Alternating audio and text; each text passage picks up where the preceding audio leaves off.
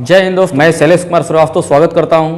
तो आइए दोस्तों, आज हम लोग फिजिक्स के बहुत ही शक्ति के बारे में दोस्तों हम लोग समझेंगे कि शक्ति क्या होता है। तो शक्ति किसे कहते हैं? तो कार्य करने की दर को P बराबर W/T होता है। ठीक है दोस्तों, यानी कार्य करने की दर को ही हम लोग शक्ति कहते हैं। जैसा कि अभी हमने आपको बताया कि कितना समय में आप कितना काम कर ले रहे हैं। ठीक है, जो व्यक्ति कम समय में ज़्यादा काम करता है तो उसकी शक्ति ज़्यादा होगी, क्योंकि यहाँ पर दोस्तों दुनिया का कोई भी फॉर्मूला होगा, ठीक है, तो यहाँ पर P समानुपाती होगा W का, कार्य अधिक करेगा मतलब शक्ति अधिक है। अब P व्युत्क्रमानुपाती होगा 1/T का, यानी T का व्युत्क्रमानुपाती है ना, है समय जितना ही कम लगेगा, ठीक है, तो शक्ति उतना ही ना ज़्यादा होगी, तब ना कम समय में ज़्यादा काम करेगा। ठीक है, और समय ज़्यादा लगेगा तो इसका मतलब शक्ति कम है, तब न ज़्यादा समय लग रहा है। तो यहाँ पर P समानुपाती W होता है और P व्युत्क्रमानुपाती T होता है, मतलब टाइम। ठीक है, तो कहने का मतलब दोस्तों है कि कार्य किसे कहते हैं, तो शक्ति किसे कहते हैं, तो कार्य करने की दर को हम लोग क्या कहते हैं? शक्ति कहते हैं। अब इसके मात्रक के बारे में यदि चर्चा की जाए तो मात्रक क्या होता है? तो जैसा कि हम जानते हैं कार्य का मात्रक जूल होता है, अब बटा में सेकेंड समय का मात्रक हो जाएगा, तो आपका पावर का मात्रक ये सब एसआई मात्रक हो जाएंगे। ठीक है, एसआई मात्रक जूल प्रति सेकेंड हो जाएगा, या जूल के जगह पर हम लोग न्यूटन मीटर कह सकते हैं, क्योंकि अभी हम लोगों ने कार्य में पढ़ा कि बल विस्थापन के गुणनफल को कार्य कहते हैं, अदिश गुणनफल को, तो वहाँ से कार्य का मात्रक न्यूटन मीटर आया था, उसी को जूल हम लोग कर रहे थे। तो जूल के जगह पर न्यूटन मीटर कर सकते हैं। अब प्रति सेकेंड, तो आपका पावर का मात्रक जूल प्रति सेकेंड या न्यूटन मीटर प्रति सेकेंड होगा। ठीक है, या इसी को हम लोग वैज्ञानिक के सम्मान में वाट कहते हैं। ठीक है, वाट। तो आपका यहाँ से कार्य का मात्रक जूल प्रति सेकेंड हो गया, न्यूटन मीटर प्रति सेकेंड हो गया, वाट हो गया। ठीक है दोस्तों, अब इसके बाद कार्य का मात्रक और शक्ति का मात्रक और भी होता है, जैसे वाट के जगह पर किलोवाट कर दें, मेगावाट कर दें। ठीक है, इसके बाद दोस्तों मशीनों की शक्ति को हम लोग अश्व शक्ति हॉर्स पावर में व्यक्त करते हैं, तो HP भी होता है ना। ठीक है, HP भी तो शक्ति का मात्रक होगा। तो आप जो है शक्ति का मात्रक आप देख रहे हैं इतना है, जितना तोड़ेंगे उतना होगा। ठीक है, तो अब 1 HP बराबर पूछा करता है कि 1 HP बराबर कितना होता है, तो 746 वाट होता है। ठीक है, और जितना भी मशीन होता है, मशीनों की शक्ति को हम लोग HP में व्यक्त करते हैं कि जो भी मशीन लाते हैं तो पूछा जाता है कि कोई HP का मशीन है, यानी कितना HP का है। तो 1 HP का मतलब 746 वाट का हो जाएगा, 2 HP का रहेगा तो 746 में 2 से मल्टीप्लाई कर देंगे, उतना वाट का हो जाएगा। ठीक है, तो मशीनों की शक्ति को HP में हम लोग व्यक्त करते हैं। ठीक है दोस्तों, तो इतना आपको समझ में आ गया होगा। अब इसके बाद थोड़ा सा हम लोग समझते हैं कि यहाँ से P बराबर W/T जब हो गया तो यहाँ से W बराबर क्या हो जाएगा दोस्तों? P × T हो जाएगा। यहाँ से W बराबर क्या हो जाएगा दोस्तों? PT हो जाएगा, P × T। तो यहाँ से कार्य बराबर यहाँ से शक्ति गुणा समय हो जाएगा। शक्ति और समय के गुणनफल को क्या बोलेंगे? कार्य बोलेंगे ना। तब इसका मात्रक देखेंगे तो इसका मात्रक क्या हो जाएगा? तो शक्ति का मात्रक दोस्तों होता है वाट। ठीक है, और समय का मात्रक क्या होता है? सेकेंड होता है। इसीलिए कार्य या ऊर्जा, ठीक है, कार्य भी कहेंगे और जितना भी कार्य करने की क्षमता होगा तो ऊर्जा कहेंगे। ठीक है, तो कार्य या ऊर्जा का मात्रक जूल होता है ना, और यहाँ से वाट सेकेंड आ गया। तो कार्य का मात्रक अभी हम लोगों ने पढ़ा न्यूटन मीटर या जूल। अब यहाँ से कार्य का एक और अन्य मात्रक आ गया, ये भी तो एसआई मात्रक नहीं, वाट सेकेंड। ठीक है, तो जितना भी एसआई मात्रक होगा सब जूल के बराबर होगा ना। तो यहाँ से वाट सेकेंड आपका कार्य का मात्रक हो गया।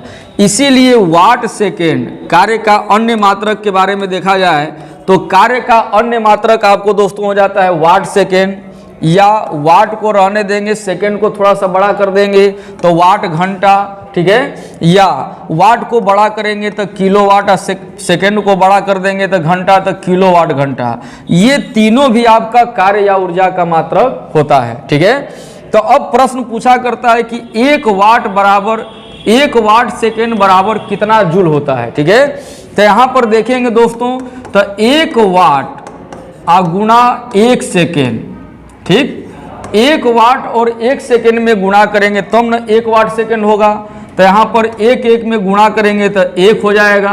ठीक है, और वाट सेकेंड में गुणा करेंगे तो वाट सेकेंड, और वाट सेकेंड जैसा कि हम जानते हैं कि जूल के बराबर होता है, इसीलिए 1 वाट सेकेंड बराबर कितना जूल होगा दोस्तों, तो 1 जूल होगा, 1 जूल होगा। ठीक है, अब 1 वाट घंटा बराबर कितना जूल होना चाहिए। ठीक है, तो यहाँ से वाट को तो वाट और सेकेंड के फॉर्मेट में बदलेंगे तब न जूल के बराबर होगा यहाँ पर, तो हम लोग वाट सेकेंड के फॉर्मेट से हैं। तो यहाँ पर 1 वाट गुणा घंटा को सेकेंड में बदलना होगा, तो सेकेंड में बदलेंगे तो 3600 सेकेंड। ठीक है, तो 1 वाट गुणे 3600 सेकेंड। ठीक है, तब वाट और सेकेंड के फॉर्मेट में बदल गया, तब ऊर्जा जूल के बराबर होगा कि नहीं होगा। तो 1 में 3600 में गुणा करेंगे तो 3600 आपका आ जाएगा, और वाट में सेकेंड में गुणा करेंगे, वाट में और सेकेंड में, तो वाट सेकेंड मतलब जूल के बराबर हो जाएगा। तो 1 वाट घंटा में कितना जूल होता है दोस्तों, 3600 जूल होता है। ठीक है, इसके बाद 1 किलोवाट घंटा, 1 किलोवाट घंटा में कितना जूल होता है, तो अब किलोवाट है तो हम वाट में बदलेंगे, घंटा है तो सेकेंड में बदलेंगे, तब न वाट सेकेंड होगा, तब न जूल के फॉर्मेट में होगा। ठीक है, जूल के बराबर होगा। तो 1000 वाट बराबर, जैसा कि हम लोग जानते हैं कि 1 किलोवाट होता है। ठीक है, और घंटा अभी हमने बदला, 3600 सेकेंड बराबर 1 घंटा होगा, तो 3600 सेकेंड। ठीक है, 3600 सेकेंड।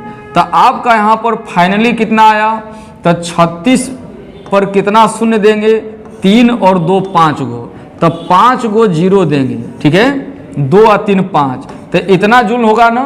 ठीक है, तो इतना जूल होगा। जब ज़्यादा जीरो की संख्या हो जाती है तो हम 10 पर घात बैठा देते हैं। तो इसको अच्छा करने के लिए 3.6 यानी 3.6 इंटू 10⁻6 जूल हो जाएगा, क्योंकि 5 गो शून्य है और 1 गो शून्य पॉइंट को हटाने के लिए लगाया गया है, तो 6 हो जाएगा ना।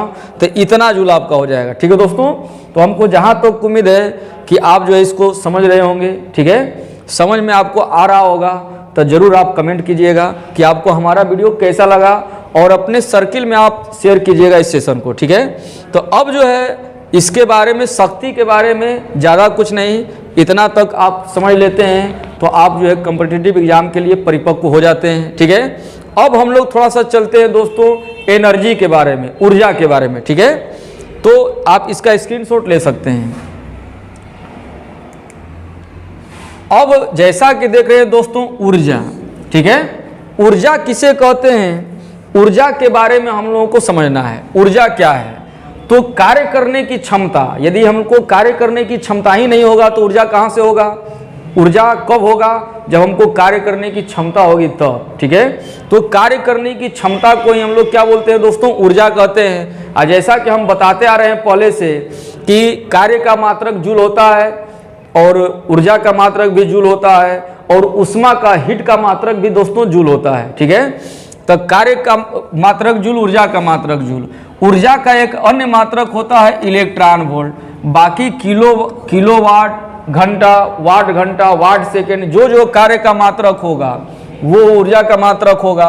लेकिन ऊर्जा का एक अन्य मात्रक इंपॉर्टेंट है इलेक्ट्रॉन वोल्ट। ठीक है, ईवी से इसे व्यक्त करते हैं, और ये बहुत इंपॉर्टेंट है, कई बार एग्जाम में पूछा जा चुका है, वो पूछा करता है कि इलेक्ट्रॉन वोल्ट किसका मात्रक है, तो ऊर्जा का। ठीक है, तो अब ऊर्जा इलेक्ट्रॉन वोल्ट का मात्रक है। ठीक है, ऊर्जा का मात्रक इलेक्ट्रॉन वोल्ट है, तो 1 इलेक्ट्रॉन वोल्ट बराबर होता है 1.6 इंटू 10⁻90 जूल। ठीक है, यानी इतना होता है, क्योंकि इलेक्ट्रॉन वोल्ट है तो 1.6 गुणे 10 पर घात -19 जूल होता है 1 इलेक्ट्रॉन वोल्ट। ठीक है, अब दोस्तों हम बात करेंगे कि ऊर्जा के बारे में।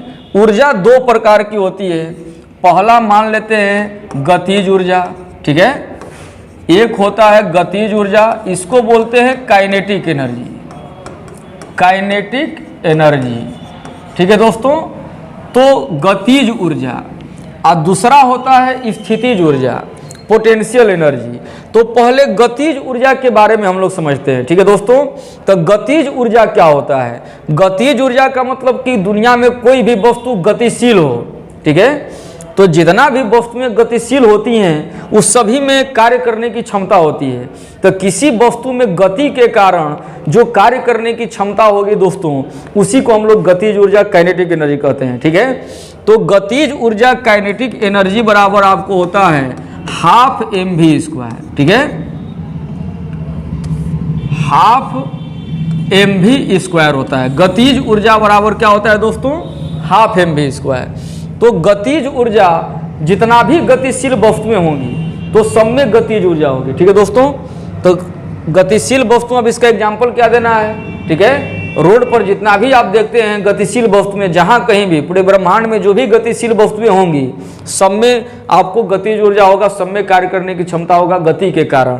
तो किसी वस्तु में गति के कारण जो कार्य करने की क्षमता होती है उसी को गतिज ऊर्जा कहते हैं। और गतिज ऊर्जा बराबर इतना होता है हाफ mv²। अब यहाँ पर देखते हैं कि काइनेटिक एनर्जी का जो संबंध है मास से वो समानुपाती का है, क्योंकि ऊपर में ना है, ठीक है।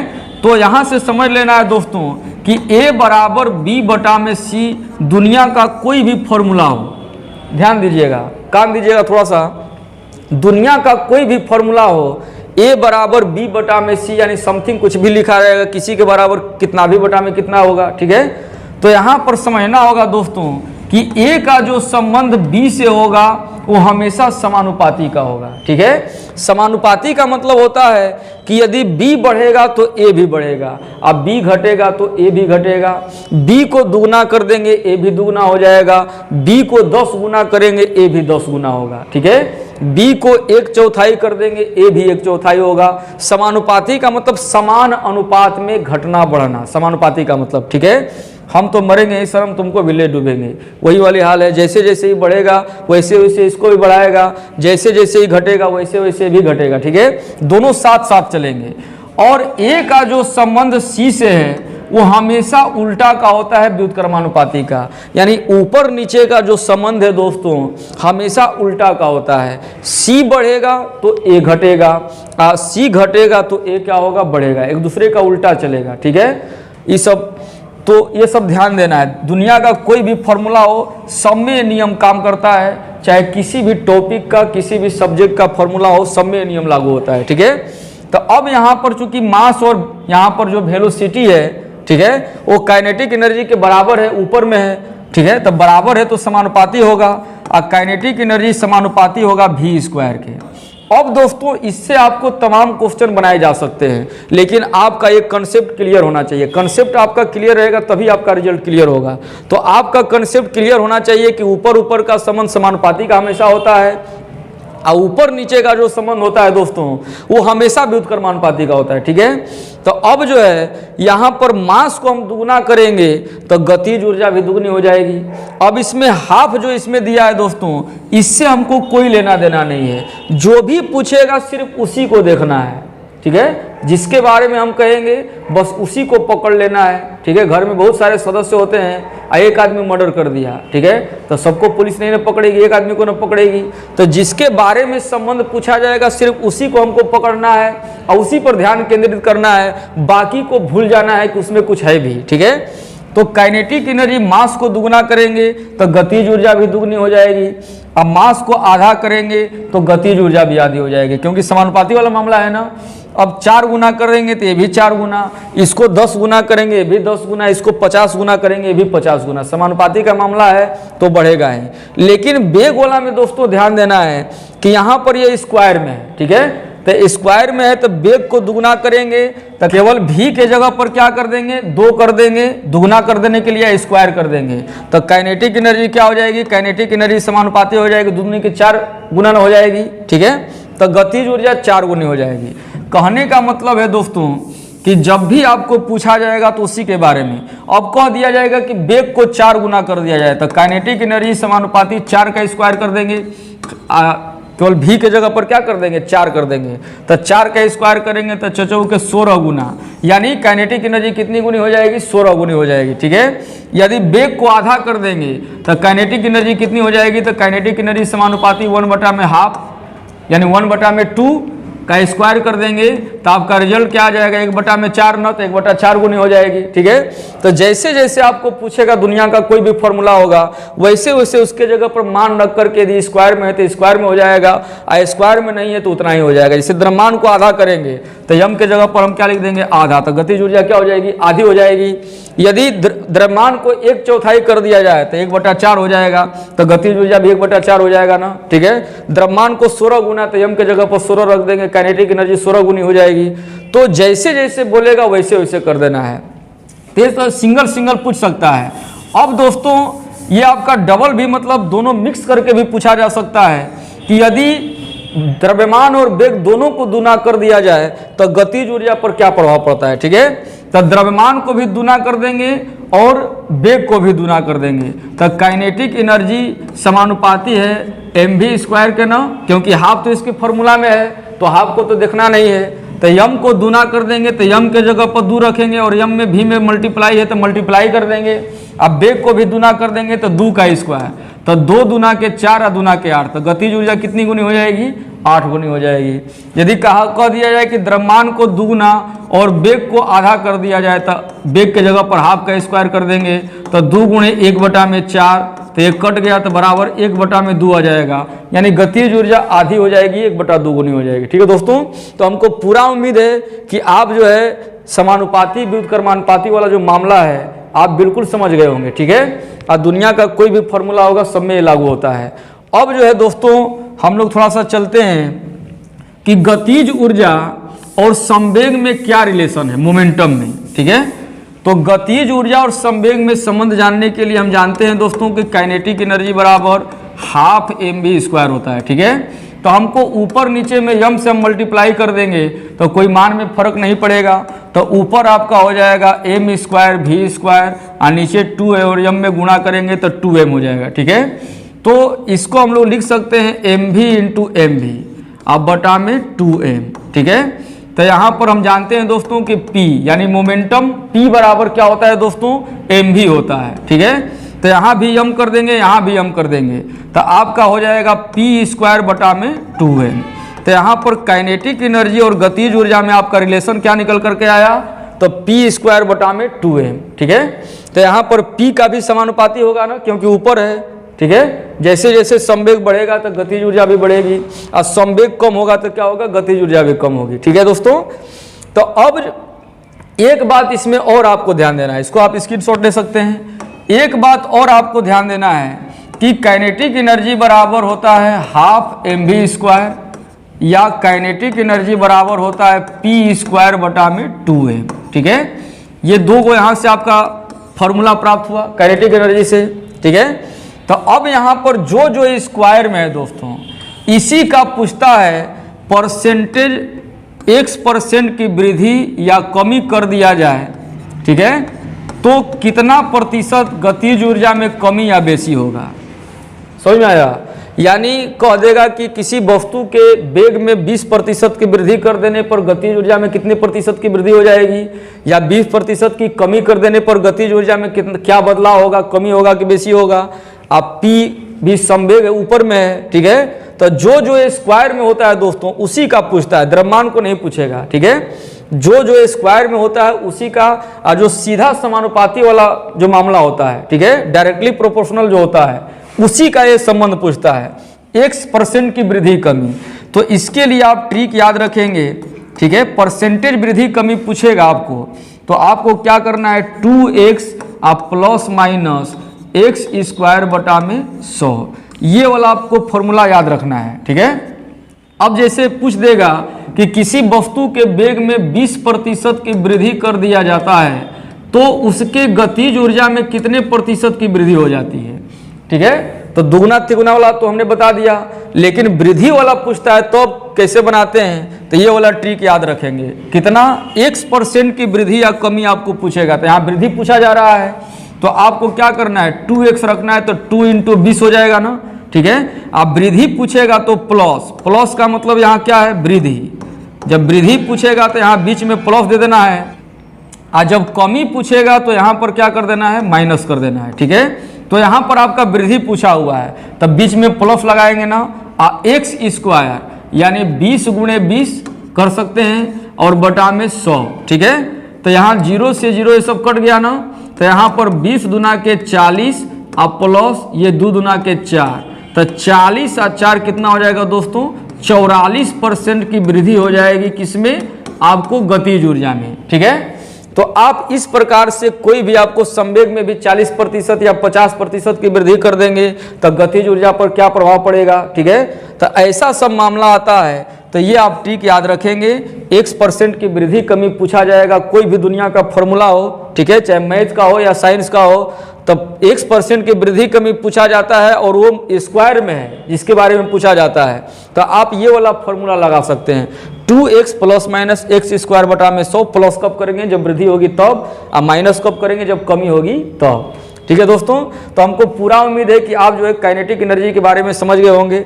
आइए हम जल्दी से सेशन को समाप्त करना चाहते हैं, तो जल्दी से हम जो है हम लोग दूसरा जो ऊर्जा है स्थितिज ऊर्जा के बारे में समझ लेते हैं। ठीक है, स्थितिज ऊर्जा क्या होता है? पोटेंशियल एनर्जी, इसको बोलते हैं पोटेंशियल एनर्जी, पोटेंशियल एनर्जी। ठीक है, तो पोटेंशियल एनर्जी क्या होता है? यह इसको दो भागों से हम लोग देख सकते हैं। एक है कि किसी वस्तु को ऊंचाई पर ले जाएंगे, ठीक है, पृथ्वी से ऊंचाई पर, या किसी वस्तु में खिंचाव करेंगे, ठीक है, तो उसमें ऑटोमेटिक स्थितिज ऊर्जा हो जाएगी। यानी कोई वस्तु पृथ्वी पर, जैसे पृथ्वी पर है, पृथ्वी से ऊपर हम हाथ पे लिए हैं, ठीक है, इस वस्तु को, तो इसमें कार्य करने की क्षमता है। जैसे हाथ से छूट जाएगा नीचे गिरेगा, किसी के सर पर गिरेगा तो चोट लग सकता है।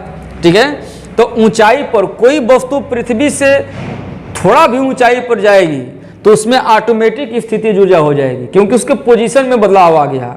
तो किसी वस्तु के स्थिति या आकार में परिवर्तन के कारण जो कार्य करने की क्षमता होती है दोस्तों, उसी को स्थितिज ऊर्जा के नाम से जानते हैं। ठीक है, तो ऊंचाई पर जाएंगे तो पोजीशन चेंज हो जाएगा, पृथ्वी से ऊंचाई पर चला गया, या स्प्रिंग होगा, स्प्रिंग को खींचेंगे, या गुलेल को तानते हैं, या धनुष को, जब धनुष पर बाण चढ़ाते हैं तो उसमें खिंचाव होता है ना। ठीक है, तो जहां जहां खिंचाव वाला मामला आएगा और ऊंचाई का मामला आ जाएगा तो वहां 110% आपको स्थितिज ऊर्जा होगी। ठीक है दोस्तों, तो स्थितिज ऊर्जा समझ गए होंगे आप। तो इसीलिए पोटेंशियल एनर्जी बराबर होता है mgh, जो कार्य का दूसरा फॉर्मूला हम आपको बताए हैं। ठीक है, वही पोटेंशियल एनर्जी का भी फॉर्मूला होता है mgh। ठीक है, m का मतलब मास, g का मतलब acceleration due to gravity, h का मतलब हाइट। ठीक है, तो यहाँ पर स्थितिज ऊर्जा आपको ऊंचाई पर डिपेंड करता है और खिंचाव पर डिपेंड करता है। अब आपको पूछा करता है, यदि कह देंगे कि छत पर लड़की बैठी है तो उसमें कौन सी ऊर्जा है। ठीक है, तो दोस्तों एक बात और समझ लेना है कि जहाँ भी स्थितिज ऊर्जा और गतिज ऊर्जा होगी, दोनों जिसमें होगा, उसको हम लोग यांत्रिक ऊर्जा के नाम से जानते हैं। यांत्रिक ऊर्जा का ही दो पार्ट्स है। ठीक है, एक होता है काइनेटिक एनर्जी और प्लस पोटेंशियल एनर्जी, तो जिसमें दोनों एनर्जी आपको होगा, ठीक है, वो मैकेनिकल एनर्जी हो जाएगा, यांत्रिक ऊर्जा हो जाएगा। ठीक है, तो अब छत पर लड़की बैठी है तो उसमें कौन सी ऊर्जा हो जाएगी? क्योंकि छत पर लड़की गतिशील नहीं बैठी है, और छत पर लड़की है तो क्या है, ऊंचाई पर ना है, तो ऊंचाई पर है तो उसमें कौन सी ऊर्जा हो जाएगी? ऑटोमेटिक स्थितिज ऊर्जा हो जाएगी, क्योंकि जो वस्तु पृथ्वी से थोड़ा सा भी ऊंचाई पर जाती है तो उसमें स्थितिज ऊर्जा हो जाएगी। ठीक है, अब छत से लटके हुए पंखे में कौन सी ऊर्जा होगी? ठीक है, तो पंखा लटका है, चल नहीं रहा है, ठीक है, तो उसमें स्थितिज ऊर्जा होगी। आज चलते हुए फैन में, सीलिंग जो फैन होता है ऊपर जो छत पर लगाया जाता है, छत में लटकाया जाता है, तो सीलिंग फैन, चलते हुए सीलिंग फैन में कौन सी ऊर्जा होगी? क्योंकि वो गतिशील भी है, आयच ऊंचाई पर भी है, जैसे ही वहां से टूट कर गिर जाएगा किसी के सर पर तो कार्य कर देगा ना। इसीलिए सीलिंग फैन में, चलते हुए सीलिंग फैन में गतिज ऊर्जा भी है, आयच ऊंचाई पर भी है पृथ्वी से, इसीलिए उसमें पोटेंशियल एनर्जी भी होगा। तो जिसमें दोनों एनर्जी आपको आ जाएगा उसको यांत्रिक ऊर्जा कहेंगे। तो चलती हुए सीलिंग फैन में कौन सी ऊर्जा हो जाएगा? यांत्रिक ऊर्जा, मैकेनिकल एनर्जी। ठीक है, अब छत पर लड़की दौड़ रही है, छत पर लड़की बैठी रहेगी तो सिर्फ ऊंचाई है, गतिशील नहीं है, इसीलिए उसमें सिर्फ स्थितिज ऊर्जा होगी। लेकिन छत पर जब लड़की क्या होगी, दौड़ने लगेगी तो गति भी कर रही है, ऊंचाई पर भी है, इसीलिए उसमें मैकेनिकल एनर्जी अर्थात यांत्रिक ऊर्जा होगी। ठीक है, उड़ते हुए, आकाश में उड़ते हुए एरोप्लेन में कौन सी ऊर्जा होगी दोस्तों? तब मैकेनिकल एनर्जी होगी अर्थात यांत्रिक ऊर्जा होगा। क्यों होगा? क्योंकि वो ऊंचाई पर भी है और गतिशील भी है। ठीक है, तो जो वस्तु ऊंचाई पर है, अस्थिर है, तो उसमें कौन सी ऊर्जा हो जाएगी? मात्र यांत्रिक स्थितिज ऊर्जा। और जो वस्तु ऊंचाई पर है, गतिशील भी है, तो उसमें मैकेनिकल एनर्जी दोनों हो जाएगा। ठीक है, तो अब इसको समझने के लिए थोड़ा सा हम यहाँ पर आपको बताते हैं। मान लेते हैं कि अब पृथ्वी का सतह है। क्या है दोस्तों? यह पृथ्वी का सतह है। ठीक है, पृथ्वी का सतह है। यहाँ पर कोई वस्तु पृथ्वी के सतह पर स्थिर है, क्योंकि वस्तु की दो ही स्थिति हो सकती है, या तो विराम या तो गति। और यहाँ पर एक वस्तु है, आई गतिशील है। ठीक है, यह क्या है? गतिशील है। तो जो वस्तु स्थिर है इसमें काइनेटिक एनर्जी होगा कि नहीं होगा? तो काइनेटिक एनर्जी नहीं ना होगा, जीरो ना होगा, क्योंकि वस्तु स्थिर न है, गति करेगा तब न गतिज ऊर्जा उसमें होगा। लेकिन पोटेंशियल एनर्जी क्या है? तो पोटेंशियल एनर्जी भी जीरो है, क्योंकि पृथ्वी की सतह पर न है। ठीक है, पृथ्वी की सतह पर है वस्तु, स्थिर है, ऊंचाई रहेगा तब न इसमें स्थितिज ऊर्जा होगी। तो यहाँ पर स्थिर वस्तु में क्या होगा? काइनेटिक एनर्जी भी इसका जीरो होगा और पोटेंशियल एनर्जी भी क्या होगा? जीरो होगा। लेकिन जो वस्तु पृथ्वी की सतह पर गतिशील है, ठीक है, तो इसमें काइनेटिक एनर्जी जीरो के बराबर कभी नहीं होगा, क्योंकि गतिशील है तो काइनेटिक एनर्जी कुछ ना कुछ होगा, जीरो तो नहीं होगा। लेकिन पोटेंशियल एनर्जी क्या होगा? इसका जीरो होगा, क्योंकि पृथ्वी की सतह पर है, ऊंचाई पर नहीं है। लेकिन पृथ्वी की सतह से यह ऊंचाई पर जाते हैं, ठीक है, और यहाँ पर कोई वस्तु है यह ऊंचाई पर, और यहाँ पर कोई वस्तु है, ये भी ऊंचाई पर ही है। ठीक है, तो ऊंचाई पर भी वस्तु स्थिर है यदि, ठीक है, या तो गतिशील है, यही दो कंडीशन हो सकता है। ऊंचाई पर भी वस्तु रहेगा तो या तो स्थिर हो सकता है या तो गतिशील हो सकता है। तो यह ऊंचाई पर ये आपका क्या हो जाएगा? ऊंचाई। ठीक है, तो ऊंचाई पर कोई वस्तु है, स्थिर है, तो इसमें पोटेंशियल एनर्जी क्या होगा? जीरो के बराबर नहीं ना होगा, इसमें पोटेंशियल एनर्जी होगा ना, क्योंकि क्या हो गया? ऊंचाई पर स्थित हो गया। लेकिन काइनेटिक एनर्जी इसमें गतिज ऊर्जा जीरो है, क्योंकि वस्तु स्थिर न है, और जहां भी वस्तु स्थिर रहेगी जब गति ही नहीं होगा उसमें, तो गतिज ऊर्जा कहाँ से होगी? इसीलिए इसमें गतिज ऊर्जा जीरो होगा, लेकिन पोटेंशियल एनर्जी उसमें होगा, जीरो नहीं होगा। लेकिन जो वस्तु गतिशील है और ऊंचाई पर है, दोनों काम हो रहा है, ऊंचाई पर भी है और गतिशील भी है। तो ऊंचाई पर चूंकि है तो पोटेंशियल एनर्जी भी इसमें जीरो के बराबर नहीं ना होगा, पोटेंशियल एनर्जी भी कुछ ना कुछ होगा। और चूंकि वस्तु गतिशील है और ऊंचाई पर है, तो इसमें गतिज ऊर्जा भी जीरो नहीं होगा। ठीक है, उसमें कुछ ना कुछ गति है तो गतिशील है तो क्या होगा? गतिज ऊर्जा होगी ना उसमें। तो ये चार कंडीशन, दो कंडीशन पृथ्वी पर, क्योंकि दुनिया की कोई भी वस्तु है या तो स्थिर हो सकती है और नहीं तो गतिशील हो सकती है। ठीक है, तो पृथ्वी की सतह पर कोई वस्तु स्थिर या गतिशील हो सकती है, या पृथ्वी की सतह से यह ऊंचाई पर वस्तु स्थिर या गतिशील हो सकती है। ठीक है दोस्तों, तो आप इसका स्क्रीनशॉट ले सकते हैं, और समझ में नहीं आया हो तो एक बार फिर से रिवर्स करके इस वीडियो को जितना भी बताए हैं इसको आप इसको देख सकते हैं। ठीक है दोस्तों, तो ये आपका चार कंडीशन होता है, दो कंडीशन पृथ्वी की सतह पर और दो कंडीशन पृथ्वी की सतह से यह ऊंचाई पर। ठीक है दोस्तों, तो आज हम लोग बात किए कि कार्य क्या है, ऊर्जा क्या है और शक्ति क्या है। ठीक है, तो अब जैसे स्थितिज ऊर्जा का और एग्जाम्पल आप देख सकते हैं, चाबी वाली घड़ी में संचित ऊर्जा, या तनी हुई गुलेल में, जैसा कि हमने बताया आपको तनी हुई गुलेल में। अब मान लेते हैं कि कोई वस्तु, यहाँ एक ईंट है, ठीक है, इसको h ऊंचाई से हम गिरा रहे हैं नीचे। ठीक है, तो ईंट बीच में जब यहाँ पर आएगा और जब नीचे गिर जाएगा पृथ्वी की सतह पर, तब कौन सी ऊर्जा होगी? ठीक है, ये तीनों कंडीशन में देखना है। तो दोस्तों यहाँ पर ईंट है, जैसे इस वस्तु को हम यहाँ से छोड़ते हैं, ठीक है, इस वस्तु को जब हम यहाँ से छोड़ेंगे तो यहाँ पर स्थिर है वस्तु ना भी, तो स्थिर है तो इसमें कौन सी ऊर्जा होगी? तो यहाँ पर ईंट है तो इसमें पोटेंशियल एनर्जी ना होगा। ठीक है, लेकिन यहाँ पर जब बीच में ईंट आ जाएगा तो क्या होगा? इसमें मैकेनिकल एनर्जी होगा, क्योंकि बीच में है तो पृथ्वी से ऊंचाई पर भी है और गति भी है इसमें, तो जिसमें ऊंचाई और गति दोनों होगा तो उसमें गतिज ऊर्जा और पोटेंशियल एनर्जी दोनों होगा, तो इसीलिए इसमें मैकेनिकल एनर्जी हो जाएगा। ठीक है, और जब वस्तु नीचे गिर जाएगी तो इसमें काइनेटिक एनर्जी होगा, क्योंकि कोई वस्तु यह ऊंचाई से गिरती है, जितना ही ऊंचाई अधिक रहेगा उतना ही पृथ्वी की सतह से अधिक वेग से गिरेगा, ठीक ना। इसीलिए यहाँ पर आकर उसका क्या हो जाएगा, वेग सबसे अधिकतम हो जाएगा। तो काइनेटिक एनर्जी सबसे नीचे होगा, मैकेनिकल एनर्जी बीच में होगा, और ऊपर में क्या होगा, पोटेंशियल एनर्जी होगा। ठीक है दोस्तों, अब यहाँ थोड़ा सा बात करेंगे कि मान लेते हैं कि यहाँ से कोई झूला लटका हुआ है, बार बार अपने गति को दोहरा रहा है, ठीक है। तो यहाँ पर है तो कौन सी ऊर्जा है, तो पोटेंशियल एनर्जी, क्योंकि यह ऊंचाई पर न अपने माध्य स्थिति से, यहाँ पर आ जाएगा तो गतिज ऊर्जा हो जाएगा, लेकिन यहाँ पर आएगा तो अपने माध्य स्थिति से ऊंचाई पर न है, ठीक है, और गतिशील भी है तो मैकेनिकल एनर्जी हो जाएगा। यहाँ पर गतिज ऊर्जा, यहाँ पर भी क्या हो जाएगा, मैकेनिकल एनर्जी, और यहाँ पर क्या हो जाएगा, पोटेंशियल एनर्जी हो जाएगा। ठीक है, तो हमको पूरा उम्मीद है कि आप जो है समझ गए होंगे कार्य ऊर्जा शक्ति के बारे में, ठीक है। और इसका दूसरा हम आपका वीडियो लेकर के जल्द आएंगे, जो कि MCQ से रिलेटेड होगा, और आपको इसमें न्यूमेरिकल जो आता है, ठीक है, कॉम्पिटिटिव एग्जाम में जो महत्वपूर्ण न्यूमेरिकल है, न्यूमेरिकल कैसे बनाए जाते हैं, उसमें और हम तथ्यों पर विचार करेंगे। ठीक है दोस्तों, तब तक के लिए धन्यवाद, नमस्कार, जय हिंद।